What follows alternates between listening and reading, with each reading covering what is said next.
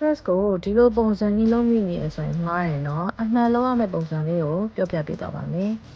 သုံးတဲ့ခုံကိုဒူးတော့အမြင့်ရှိတဲ့ခုံကိုပဲသုံးပေးပါနော်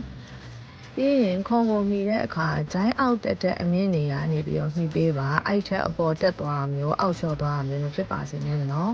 ခြေပွားနှစ်ခုအပွားဝေးကိုတင်ပစုံရိုးအကျယ်ခွဲပြီးတော့ခြေဥကိုတော့20ဒီဂရီလောက်ပဲအပြင်ကိုနှိပ်ပေးပါပြီးရင်မေးစီကိုရင်တော့မှကပ်ပြီးတော့ချုပ်ထားပေးပါအလေးချိန်ညာလုပ်တဲ့အခါမှာခေါင်းကြီးနဲ့ကြီးဖြစ်မသွားအောင်လို့ပါရှားကွာဝေးကတော့တယောက်နဲ့တယောက်နိုင်ရင်ကွာတတ်ပြီမယ်ရေဘူးရ60ဒီဂရီလောက်ဆိုရင်တော့တင်ပါကိုထိပါတယ်ပင့်တင်တဲ့အခါမှာတင်ပါကိုတိတ်ချာလေးညှစ်ပြီးတော့ပင့်တင်ပေးပါတင်ပါညှစ်မိတဲ့အထိပင့်တင်ပေးပြီးတော့ညှစ်မိပြီဆိုတာနဲ့အဲ့နေရာမှာခဏလေးထားပြီးတော့အောက်ကိုပြန်ချပေးပါခန္ဓာကိုယ်လန်ညှစ်သွားတဲ့အထိပင့်တင်ပေးစရာမလိုပါဘူးနော်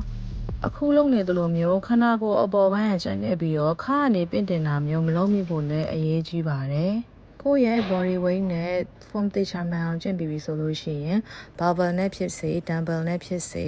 အလေးတင်ပြီးတော့ဆော့လို့ရပါတယ်။စောင့်ကြည့်ကြည့်ပြီးလို့ကျေးဇူးအများကြီးတင်ပါတယ်ရှင်။